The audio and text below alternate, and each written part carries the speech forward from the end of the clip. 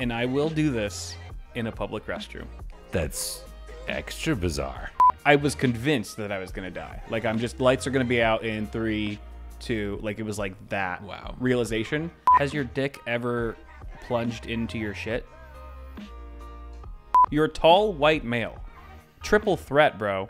Shame on me. Triple threat. It was quite alarming and very uncomfortable. And I screamed. I can't remember if Paul was in the hotel room with me at the time, but...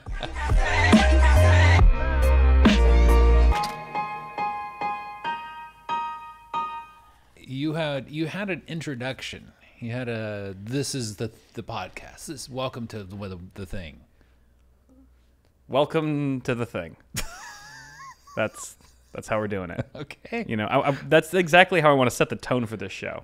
It's just an abrupt welcome. You're in it now. You can't change the channel. Yeah, no. But you if you do. Bear in mind, no one forced anyone to watch or listen to this thing. Yeah. They're all here on their own accord. Yeah. There's no gun to your head. This is consensual. Shockingly, we're in America and it's consensual and there's no gun to your head. When does that ever happen nowadays? It seems like a rarity. It's insane. Okay. We're one of a kind. All right. So I'd like to make a preamble announcement. I would love to hear it. Dear family, friends, loved ones, coworkers, and that nice checkout person at my regular grocery store, I humbly ask that you consider the consequences of consuming this content. Inevitably, you will learn something about me I'd rather you not know, or you'll learn something you'd rather not know, or both. To our wonderful audience, please enjoy the Schadenfreude. That was beautiful. Thank you. It's more of a disclaimer than anything else. But a very necessary one. That is how it came off. But and to be fair, that is what it is. It's a disclaimer. But honestly, it's not even something that I realized that we needed until now. I'm like, thank God you said that. Otherwise, people could like sue us, for the emotional damage we might cause with this show.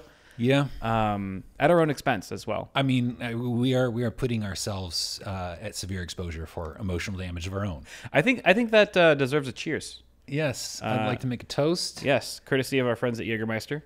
To being super special. To being super special. That's good stuff. And I should mention that Jägermeister hasn't sponsored this in any way. We're just drinking this on our own accord because it's delicious. And it was available. That helps. It does help. Helps a hell of a lot. I guess talking about, if we're going to be on the topic of discussing things that people may or may not want to know about us, what are your shitting parameters, Ian? Well, I don't use the toilet seat condoms. You don't, like, if you're in a public restroom, you don't use I don't use them. Really? No. Okay, what do you just not full, use? Full ass to plastic. Bare ass. Mm-hmm. Really? Do you sanitize it in any way? I might, yeah. Okay. Like, do you carry around like a hand sanitizer that you put on it, or no, a little portable scrubby? No. It's if there's visible feces, I will find another a commode. But if there's just some sprinklings of urine, I'll wipe it off and I will get to business. You'll just wipe it off dry? Like you won't use any soap or any kind of like disinfectant? No. You'll just wipe the piss? No. Piss is not that dangerous. Oh, man, I can't do it. If I see a speck of piss... So I go in raw. Damn. And I've heard, but I do not practice, that it is beneficial to lay down a layer of toilet paper on the center of the toilet because your wiener will touch it.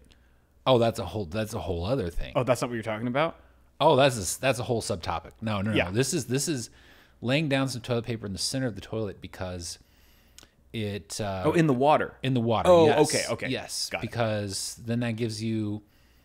It basically changes the surface tension of the water, and so when you drop a heavy load, you don't get that perfect kersploosh that goes right up. Into the brown the eye. Sphincter. Yeah. That's known as Poseidon's kiss. Poseidon's kiss.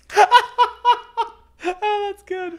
Yeah. Now I'm aware of the preventative factors for that, but since I experience it so little, I don't practice that Really? laying down of toilet paper as a I protective. experience it all the time. Like I always do the anti Poseidon's Kiss thing with the. Oh, the you're toilet paper. already on top of that. Totally on top of it because I don't know why I'm so prone to getting my ass kissed by Poseidon. Because you have healthy poops. Is that it? I mean, you are dropping discrete, Chunks, and Loads. and not logs.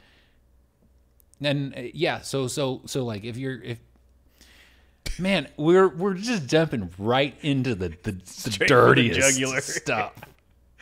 I love it. If you're dropping a contiguous snake, then that's not going to cause that splashback. And that's a sign. Yeah, okay. That's probably a sign of poor health. No, I would No? say that's one of the optimal. Okay, so Because there's more fiber, right? That means Yeah, there's more yeah, fiber so- keeping it all together. so basically there's this thing called the Bristol stool scale, and it's an actual. I love how you know this. Why do I know this? You take your shitting parameters seriously, and I respect that. No, the Bristol stool scale describes the physical attributes of your stool. And right in the middle, which is typically where you want to be, is a nice soft brown snake. Okay. No breaks. No breaks in the snake. Pretty much, yeah. Wow. And so if you're I just had like 1,000 breaks like 20 minutes ago. yeah, so if you're Not like a great. rabbit where you're just dropping like Pebbles. big oversized raisins, Yeah. that's not a good sign. That's like a 8 or a 7 on the Bristol stool scale. I dropped like 20 little snakes just now. So basically, you're just peppering the toilet bowl, Yeah. and each one of those vents is an opportunity for the water to splash back and hit you. Which is why I threw down some toilet paper in the middle beforehand. Okay, 'Cause well, I'm a that- G. Because honestly, I don't know what it is. Every time I shit, it's like the water goes straight up every time. It's like, those Olympic divers, when the splash that they leave, if it's a perfect, like every time I shit, judges are like 10 out of 10. Because it's like the splash is perfectly vertical, straight up into my butt. Okay, It's so more fiber, inescapable. Yeah, more fiber could be the answer. because if you get towards the median area of the Bristol stool scale, then you're a lot less likely to be having a drop and a kersploosh. It makes sense. So what other, you have to have some other shitting parameters. Okay, well, I mean, as you mentioned, your pickle touching the bowl.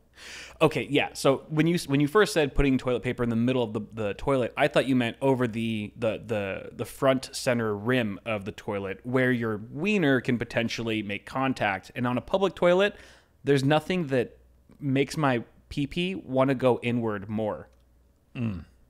And just, Yes. scream Yes. and curl up in a ball and die. Now, fortunately, these days most public toilets are of the elongated variety. Yeah. Now, if you've ever gone over to somebody's house and you're hanging out and you're like, "Where's the bathroom?" and they direct you there, and you go in and you find that that's an old school circular toilet. Yeah. That's when you start to fear. Circular as opposed to elongated, like an Like oval. an oval, yeah. Oblong. Right. Yeah, exactly. Right. Yep. So with those old circular toilets, it's bad. It's the only time you ever wished you had a micro penis. Yeah, because basically you gotta mount the toilet and just kind of hold yourself, create a protective barrier. Yeah. So do you put You don't want to feel that cold porcelain. you do put a piece of toilet paper over that ridge then? No, That edge? I just never do? I know I just manually Oh my adjust. god. That's like living without insurance. Well, I mean, You're a madman. no, I manually intervene. I create a barrier of flesh. I have a plan A and a plan B. Okay, well, I'm going with plan B, which is not involving paper. I don't trust paper. It could get weighed down and just fall in. No. So what you do is you make it long enough, and then you double or triple wrap it or triple fold it, depending on how many ply it is, and then you drape it over the edge so that one end is sticking in the water, Okay. And then the so other you're end you're giving it a counterweight on the other side. and then the other end is long enough so that it's counterweighting. yeah, It works no, every time. I've never had a slip, never had a problem, and it's like my wiener can rest up against the soft toilet paper, and it's Okay, like I don't respect have that. to worry about it. It's just taken care of. That's a good system. Yeah, I It's a feel good system. secure. For me, I just have to just manually adjust the apparatus and make sure that, you know, there's no unwanted touching. That's putting a lot of trust and faith in yourself. I mean, I just don't have. I gotta manage the situation. It's you know, That's a lot, you know. it's going concern. Because it's like you kind of lean forward when you wipe, so that's like getting your dick closer to that danger zone. I'll be honest, it's not a perfect system, but it's just what I've grown accustomed to. Yeah. But that's fortunately that's a minority of situations. Right. You know, typically you have the nice oval toilet bowl, and you don't have to worry about that particular, you know, variable. Has your dick ever plunged into your shit? Or into the toilet water? No. Like when it's in the toilet bowl? No. Okay. Mine hasn't. Should it have? No, I don't think so. I was just wondering because you know why? It's because it's a fear that I sometimes have. Like if I've just been, because, you know, here's the thing. Oh, you know what's scary? You know what's scary is if you're sitting on the toilet and you flush and it starts overflowing. Oh no. And then your balls like kind of like they're at risk. They're in jeopardy. Like you have to, they're in total jeopardy. If you don't realize what's going on, you could be in big trouble. It's like in Deep Blue Sea when the water level rises and they're all gonna die, but it's just your nuts and your dick down there. You're like, there's no hope left. Oh man, that's terrifying. That is terrifying. You know, it's a weird one for me. A very unique shitting parameter of mine. No socks.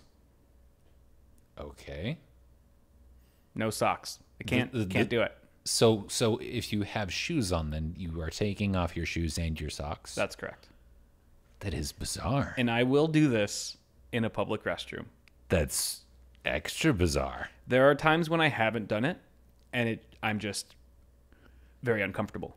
It's not like it brings you bad luck. It just makes you. No, it's nothing superstitious. Okay. It's just a feeling.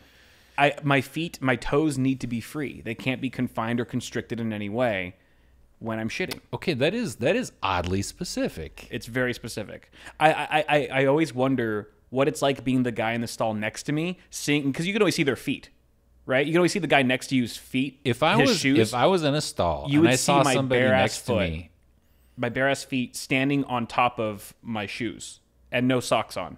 well, you sit down and you take off your shoes, then your socks. Yeah. If I saw that happening in the next stall over, I'd be like, What is this guy? What drugs is this guy on? Where can I get some?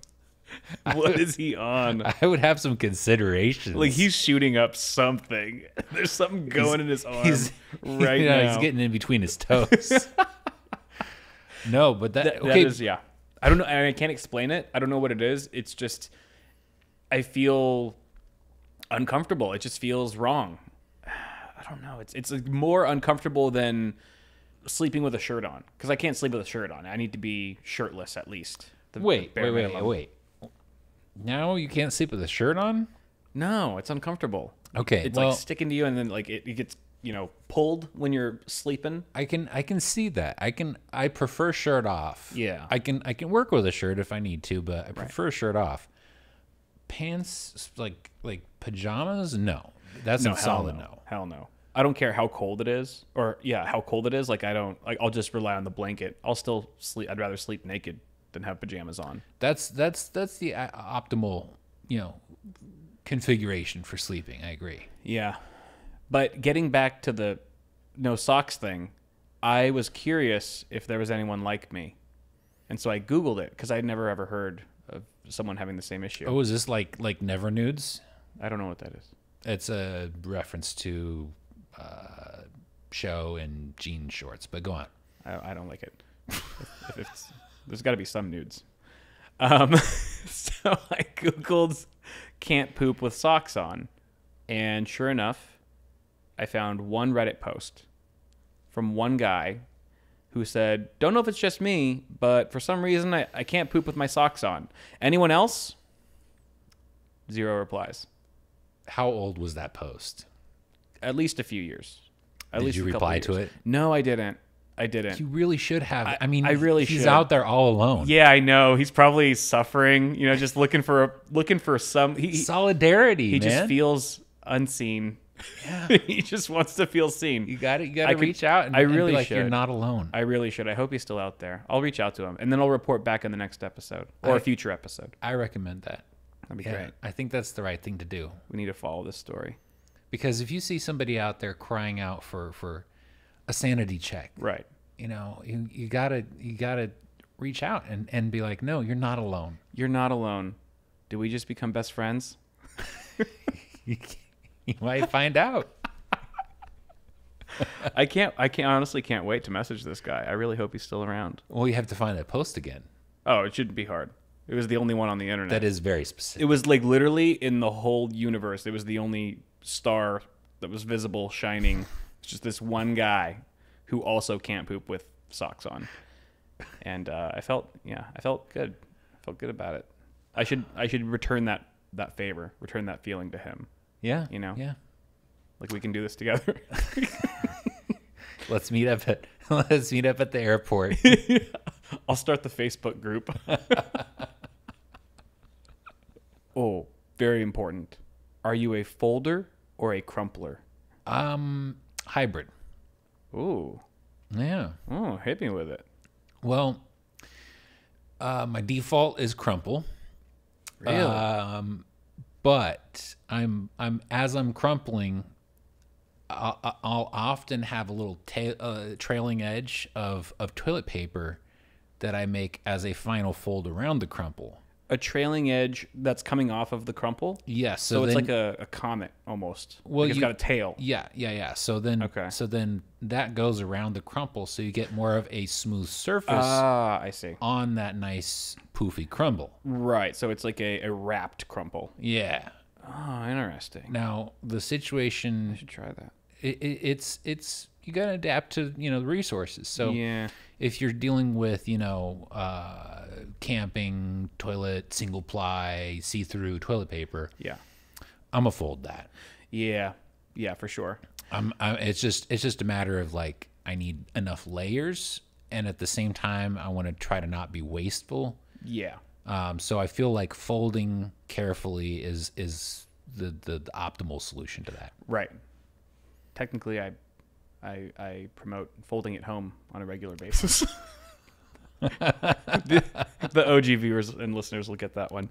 But I'm a folder. I'm a diehard folder. Okay. I've tried crumpling, not in the way that you do it, not a hybrid, but I swear by folding because one, you can really it's very specific. You can be very precise with the thickness that you're dealing with based on the ply and the toilet paper. Mm-hmm.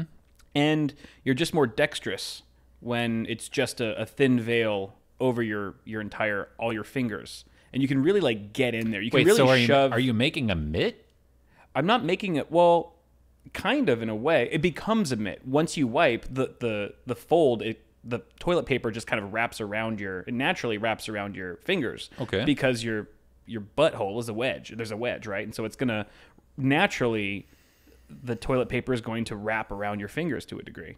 I don't know that that's natural, but it must be specific to your... Well, no. Imagine if you have a piece of a flat tin foil of aluminum foil, and then you wipe your ass with it. The tin foil is going to slightly wrap or fold around your fingers. So you're not completely, but to a degree. You're making a fold and you're holding it flat on your hand, or are you just pre-wrapping it around your fingers? So I've got this is the fold of toilet paper, and I've got thumb here, the rest of it here, but then on the other side, you can see I've got still some toilet paper that's overhanging my hand. So when I wipe, this part of the toilet paper folds over my hand, and I end up with sort of like... Okay. So you're kind of gripping it by one corner, and then the middle of it is over your fingers. Yeah, exactly. Okay. Yeah. So after I'm done wiping, it's almost like a finger taco.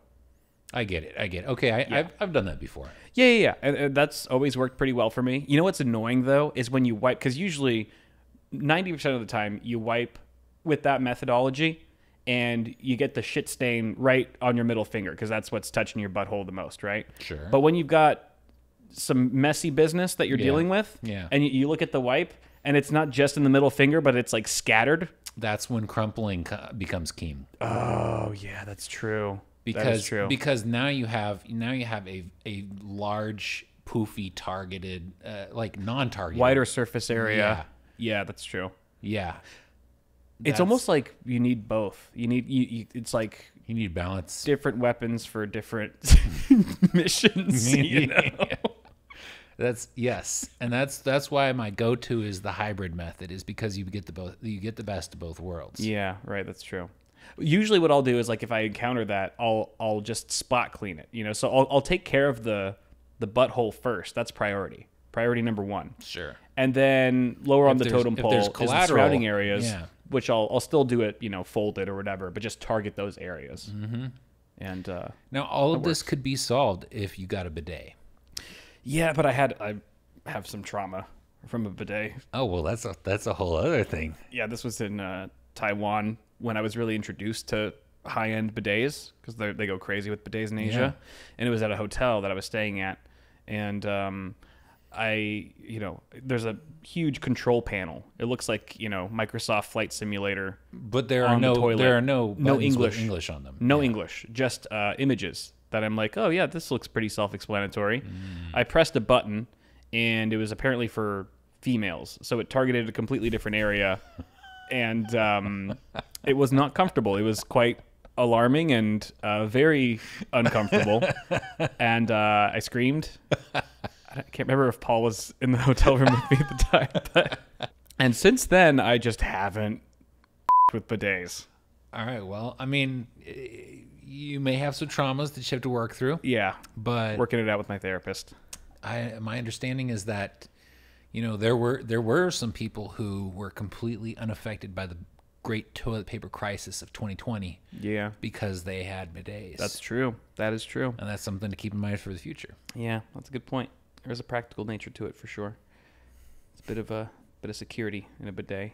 Yes, I mean once you get the hang of it, once you break it in. Have you ever had to not wipe? Were you ever not able to wipe because you ran out of toilet paper and there was just no backup?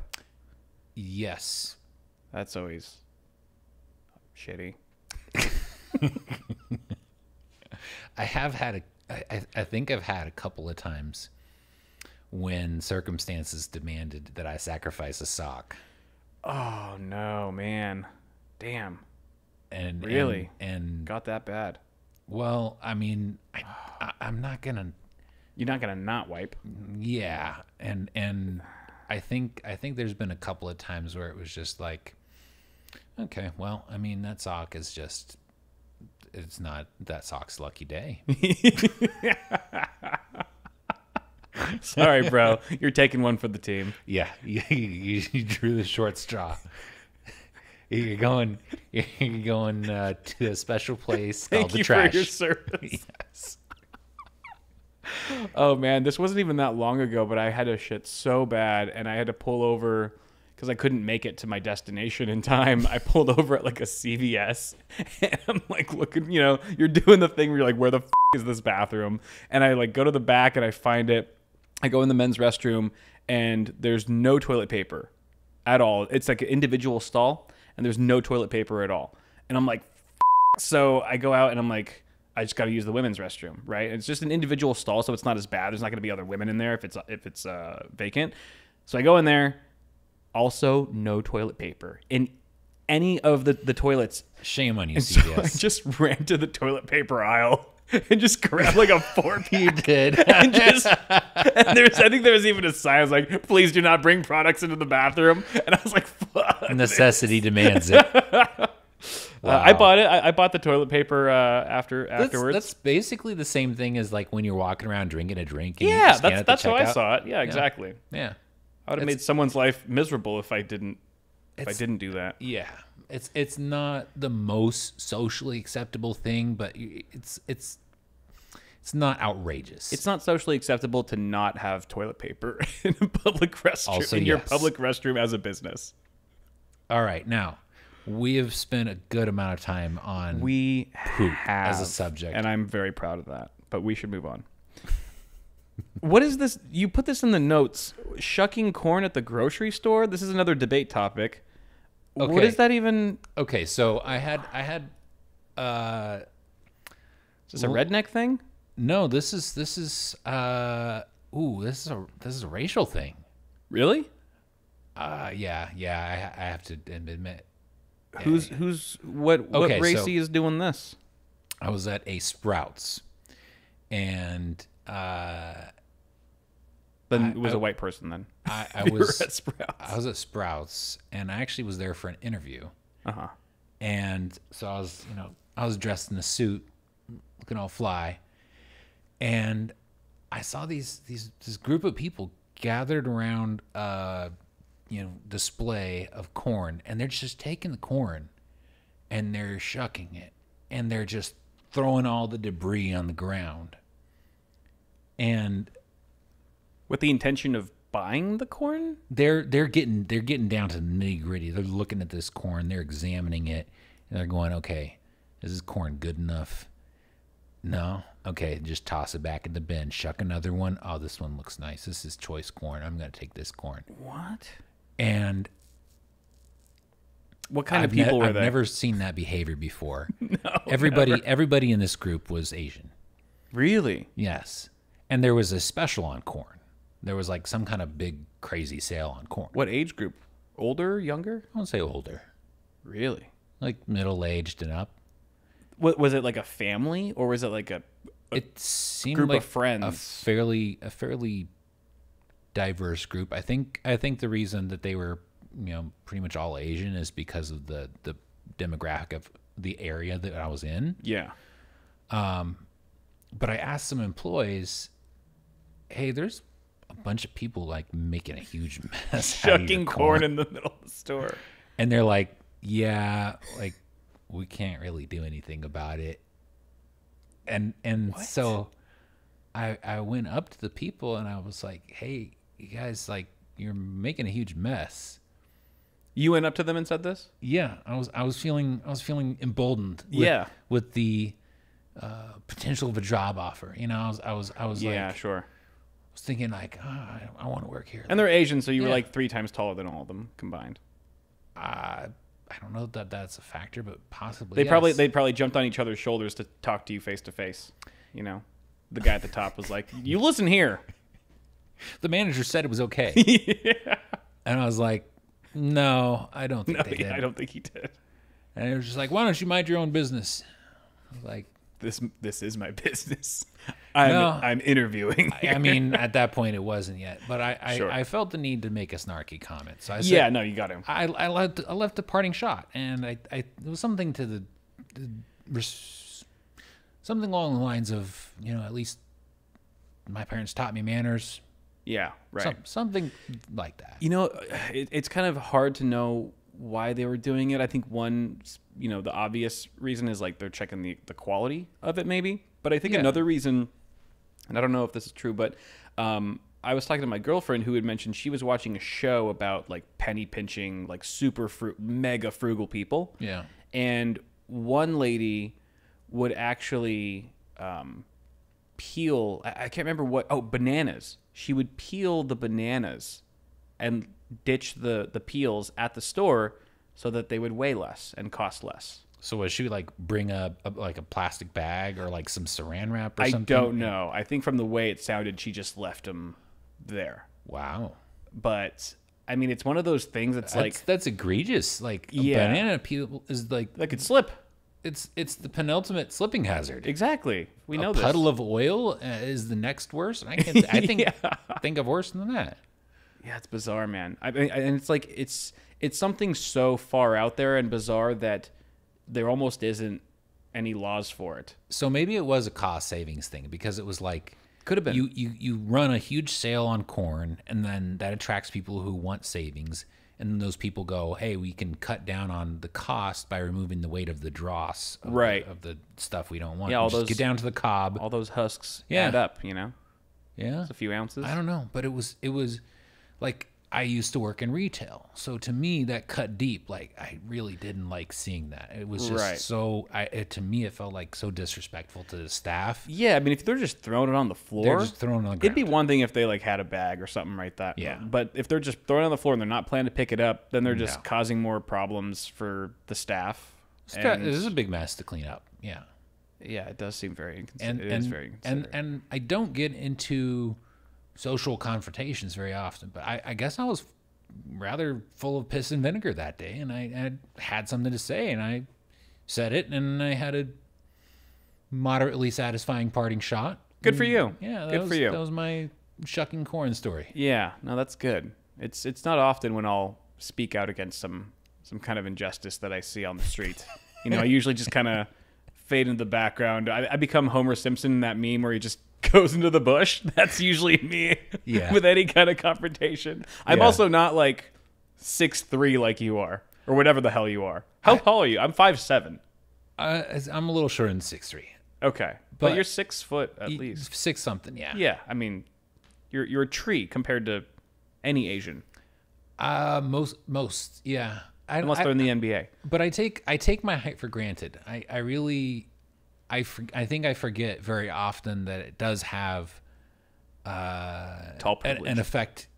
Oh yeah, gotta acknowledge my privilege. Don't flex your tall privilege in front of me, Ian. I think I forget that it has an effect on just social encounters in general. Yeah, and you're a white guy. You're a tall white male.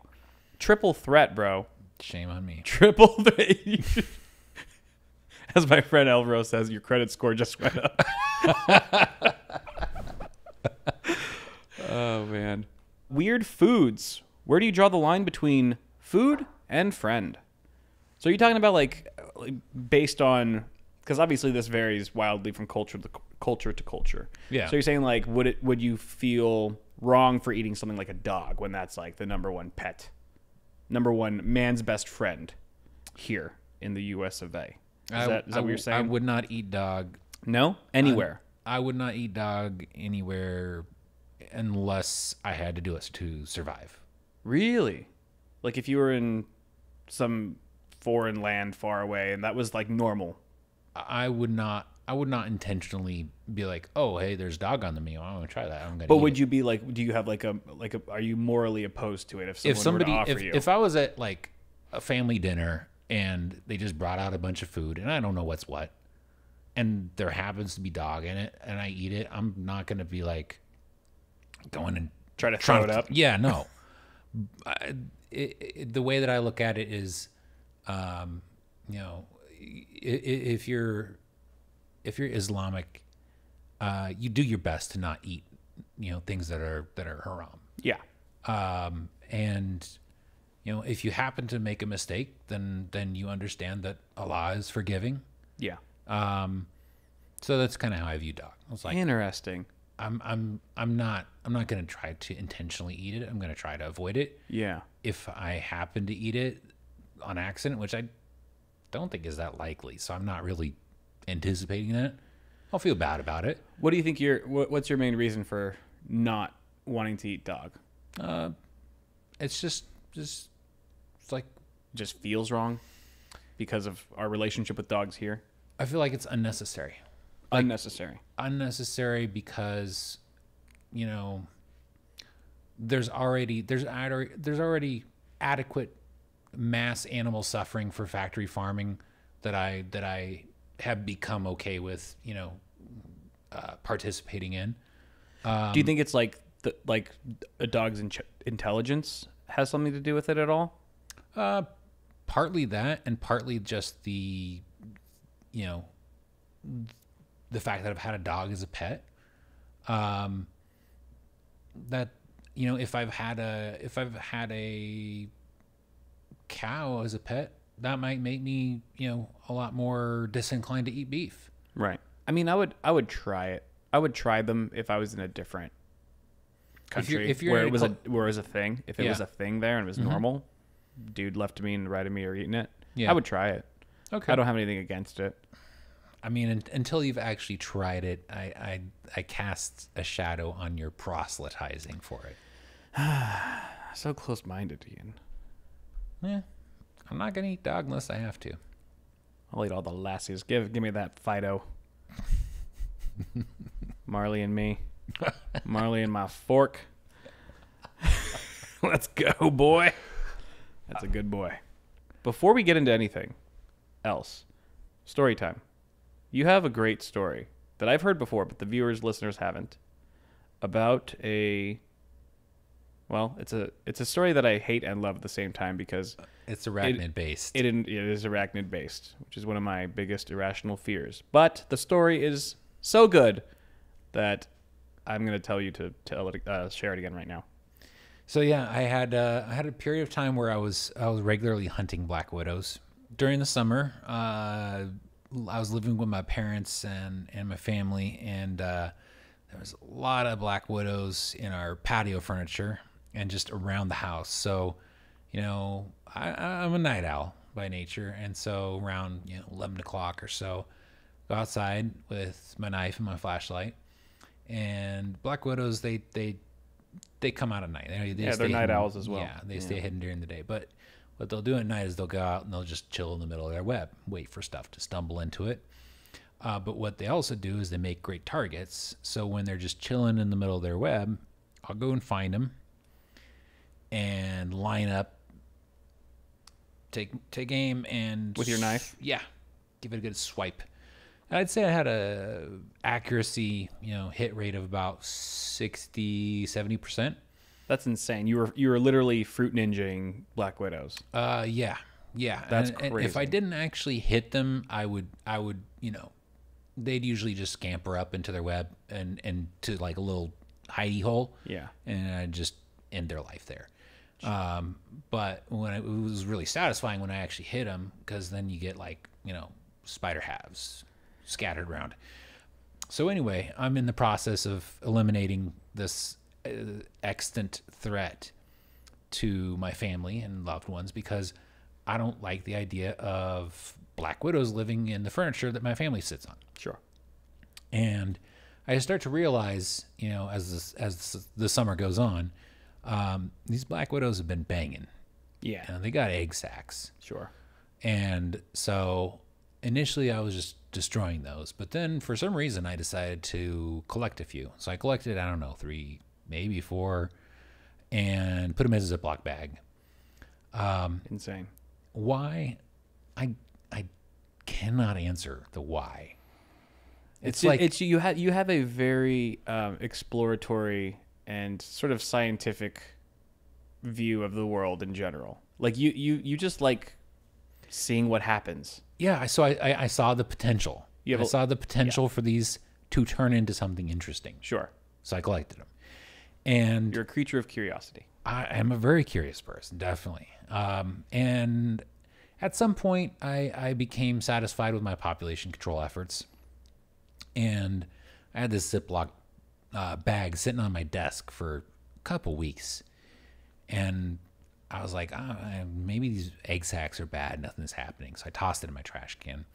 They're duds. And I think I went on vacation. I think I took a vacation.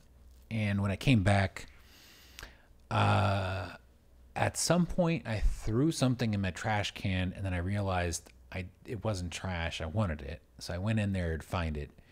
And I was digging around in there, and I came across this Ziploc bag. And I completely forgotten about that. So for maybe a month, this Ziploc bag was just sitting in my trash can. And I pull the Ziploc bag out because there's something very interesting in there. And it happens to be one very large, very well-fed and healthy-looking black widow. How big was it? One of the biggest I've seen. So what can we conclude from this finding? There were many eggs. They hatched into many small spiders, and as time went on, they began to become hungry, and there was only one potential source of food, and that was their Each other. brethren. Yes. And at the end of it all, there can be only one. So you literally hosted a Black Widow battle royale in your trash can. It was sort of a It was like Hunger Games cannibal free-for-all. Fortnite. Yeah. Yeah. And you know what? That spider scared the shit out of me because it was the toughest and baddest of like 400 spiders. I was going to say, could you imagine if you did this multiple times and then kept breeding the winners to make the ultimate super spider? Well, then the question would be, do they prefer other spiders as their prey? Or are they just enhanced. We baseline need to spiders. make this experiment happen. I cannot believe that you are exploring this line of thought. It won't be in the studio or the same state. or in the same state. I will get a restraining Outsource order. this to Vietnam. Yes, we'll have webcams look at the whole thing. I mean, honestly, you could live stream spider battle royales, and people would watch that. I mean, here's the thing: is That's fascinating. At that point in time, I already knew it was a thing with praying mantises. I already knew that like People would pit them against each other. No. That praying mantises, they lay all their eggs, and then when they hatch, it's just A free for all. a free for all. Yeah. Like, they start hatching, and they're just like, I want food, and then they're like, there's food, but that's your brother, but it's still food. But they'll do it without a plastic bag. Yeah, without containment, they will still engage in Savages. predatory behavior against their siblings. Yeah, those things are brutal. Yeah. So turns out, and when push comes to shove, Black Widows will chow down on each other, and that was a big, fat, sassy, like healthy looking Black Widow. So it was really bizarre. It was like you took the contents of multiple egg sacs and then just wait a month, and it turns into one huge spider. That's wild. But it was hundreds that just got converted one by one into one big one. It's like a weird Russian doll type scenario. Reverse Russian doll. Yeah. So, and the crazy part is, at some point they had hatched, and there was hundreds of little tiny spiders in that bag. And had I carelessly thrown something in my trash, it could potentially have popped open Oh, dude. the bag, and then Oh my god, that would have been the ultimate vengeance. Yes, it would that have would have rained been- hellfire on you. yeah, that would have been massive spider vengeance. Fortunately, that did not happen. But the possibility that it could have occurred is still a little. A family of 4 was Scary. murdered last night by an army of Black Widows that somehow got released into the home. That is equal parts fascinating and terrifying. Don't try this at home. Yeah, do not. Try this. That's at the your, other disclaimer Try this of the at your show. bully's home. Yeah, bro, that is some evil genius shit. Is to hide an egg sack of Black Widows. Oh, yeah. in someone's house or in their car. Oh, Oh no, yeah. Don't no, do that. don't do that. At least not with venomous spiders. Like if you're gonna Yeah, be that's like bed bugs. Honestly, that would be next level. bedbugs would be next level. Would it be counted as murder if you got someone killed from a Black Widow? If you planted a Black Widow, I mean, that's pretty hard to prove, but yeah.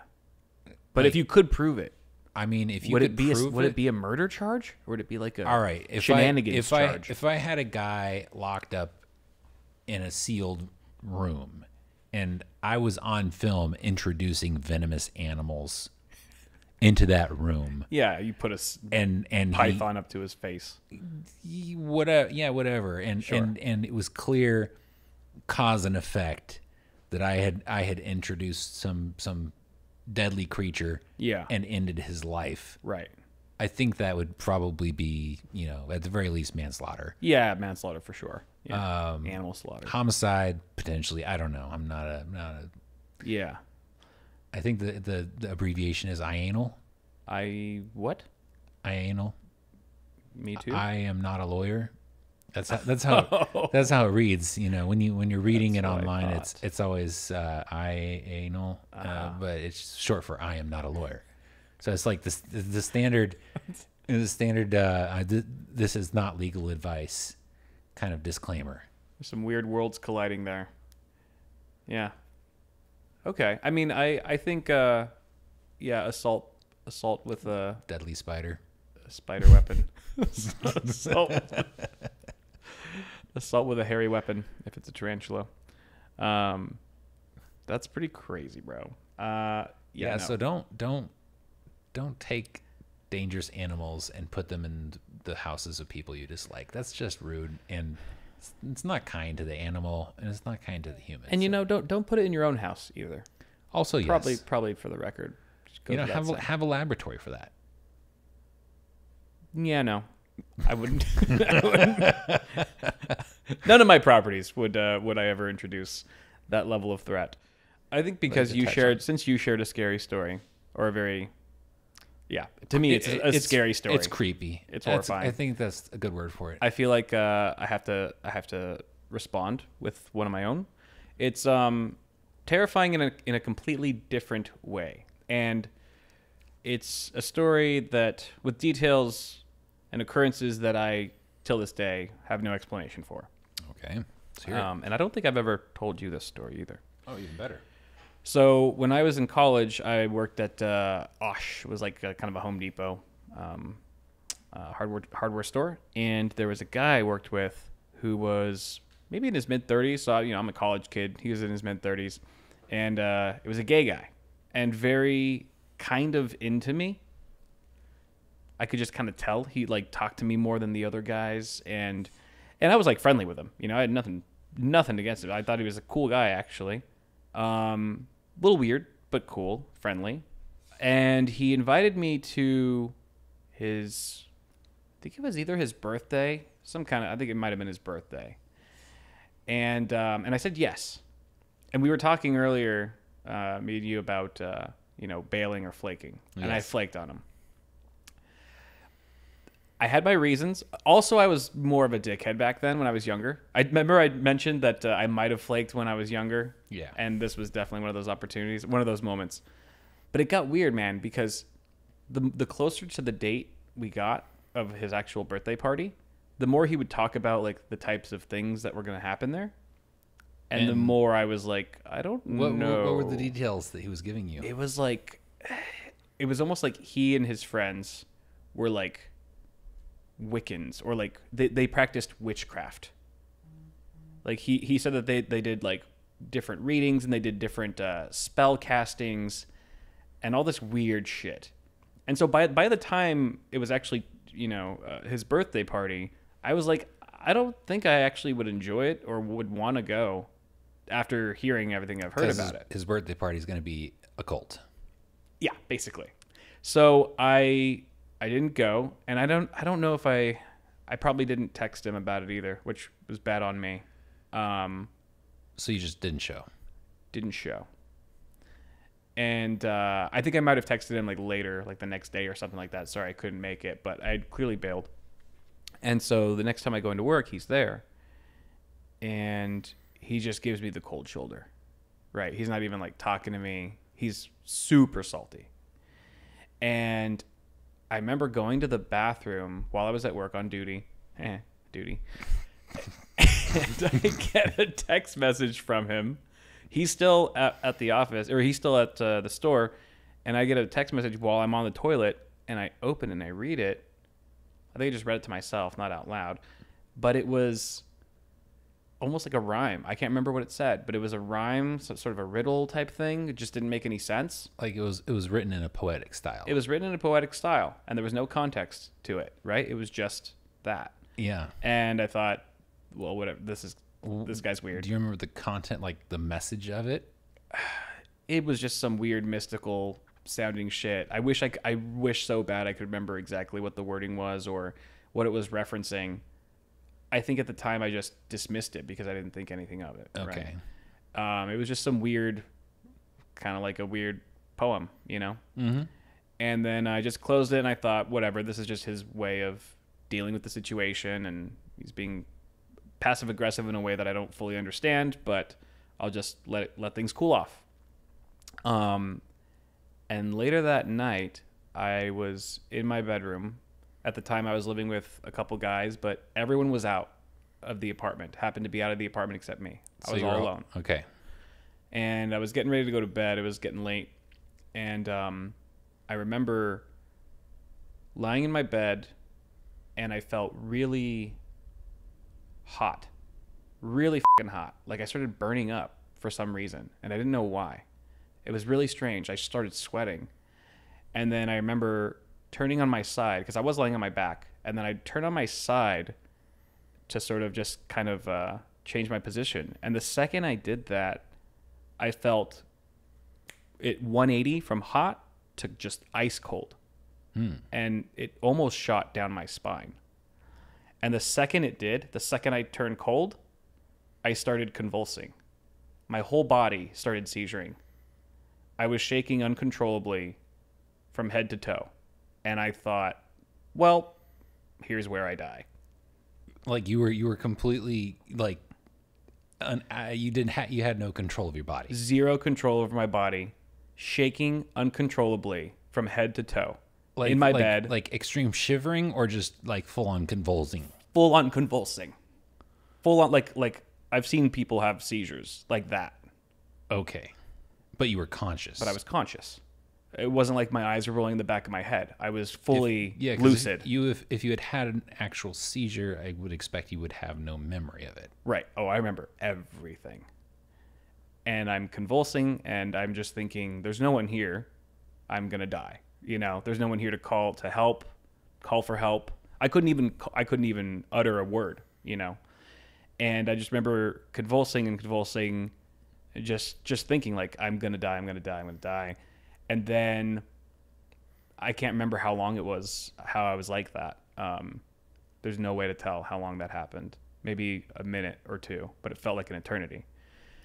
And then at some point, I don't know if it started lessening or if I just kind of got used to it, but I was so cold, right? I was still freezing at this point. And so I started moving to the bathroom to get in hot water. Because I needed to get to all I thought was so you were like crawling. I was inchworming. I was actually standing, but I was holding onto the walls as I was getting there. Okay. Right, I was kind of leaning against the wall, and finally made my way to the bathroom. Turned on the hot water of the bathtub, like piping hot, and just like rolled into the tub and sort of like de-thawed, and eventually the convulsions came to a stop. And I just sat there thinking, like, you know, in shock for a while, and then thought about that text message I got earlier that day and how the gay guy was talking about casting spells and doing weird shit to people. And I was like, because I had no other way to explain it. And I don't have any history of medical issues that would ever lead to a seizure like that. So the next day I go into work and I see him, and instead of giving me the cold shoulder this time, he's kind of smiling, smirking at me. Like he knows something. 100% he knows something. And I look at him and I go, Did something, do you know about did you do something last night? And he just looked at me like with these knowing eyes and was just like, you should have come to my party. Wow. Till this day, I have no explanation for how that happened, but that is 100% what I experienced. That is some inexplicable spooky shit. Yeah. I've thought about it a million times of how I could make sense of it, but I just can't. I can't make actual sense of it. Other than I was cursed by a gay guy. I mean, you probably deserved it. I probably did. I definitely did. I mean, you know, I had it coming. I was a little punk. So don't flake, anyone. Don't flake on your friends. If you say you're going to be somewhere, go. Or you might be the victim of a gay cursing. I mean, or a straight cursing. Yeah, no. I mean, they're probably equally bad. You think they hit different? Maybe it's because like he had a crush on me. If he did have a crush on me. Ooh, so there was if there was some heartbreak involved. There was some emotional energy in that. Yeah, right. Yeah. That would make it hit harder. That's what the gay guy said. You just totally. He's coming back for round two. Dashed his hopes against the rocks, and he lashed out. Yeah, man. Yeah, I should have let him down easier. I really regret that. I mean, you could have died. I really thought that was the end of the road for me. Did you have a feeling of impending doom while it was happening? Yeah, 100%. I was convinced that I was going to die. Like, lights are going to be out in 3, 2. Like, it was like that. Wow. Realization. And I will say, like, it's not like my life flashed before my eyes, but it was almost like a quick montage of just like people in my life. Like, just a quick flutter, like, of faces, family members and close friends. That sounds like pretty close to the beyond. Yeah. Yeah, way to pull through on that, man. Maybe you have some maybe you have some curse resistance. Maybe he was trying to actually kill me that night. And he was surprised to see me the next day, like, oh, you're tougher than I thought. Not bad for a straighty. I was gonna say you have +2 resist magic. +2 resist gay. That was just enough to keep you alive. Bro, I was down to 1 HP, man. That close. Sounds rough. It was horrifying. I've never felt that way. I've never felt that close to death in my life. Wow. Never. That is an engaging and terrifying story. Yeah, and I still to this day feel crazy for even sharing it, because it's such a it makes me sound like an insane person. It makes it sound like, well, no, Kyle, you had some visions, you were high or something, but I was like freaking lucid as hell, man. I was as lucid as I could be, and it's just I haven't even, till this day, I've never even Googled about it. I've been too scared to just like go down that rabbit hole and be like, are curses real? Can people be cursed? And like type in my symptoms of everything I experienced. Yeah. Look on Reddit. Like, I've never, till this day, that was over 10 years ago. Maybe you just had meningitis and magically survived. Be a hell of a coincidence. It would be very coincidental. Yeah. Now the question is, can you look this guy up? Oh man. To be continued. Because I feel like maybe there could be a redemption arc. Do I really want to dig up that hole? Maybe not. Put him maybe right not. back in my sights, or put me right back in his sights. I don't know if that's the door I want reopened, bro. Yeah, I guess that would be one that you're more comfortable keeping closed than in the past. Maybe I would do it personally. Yeah, but I wouldn't like publicize it. Come on here and be like, I found him. Your move, asshole. Hey, I'm calling you from my podcast. I just want to talk about that time you cursed me, and can you tell me and the viewers a little more about how you did that? And also, I'm sorry that I was a dick, but also, tell me your thing. I'll go to your next birthday party. I promise. Oh man, good first episode. Yeah, pretty solid. Yeah. I feel like we hit on like 3-4 major points, and very quite the spread of topics. Yeah, no, that was definitely a variety show. We're gonna curate an interesting demographic of viewer with the show for sure. I mean, if you made it past the initial segment, then you're good. We got you. We're on the same page. All right, y'all. Thanks for watching. We'll be back next week. Take it easy, or take it sleazy. Ayo.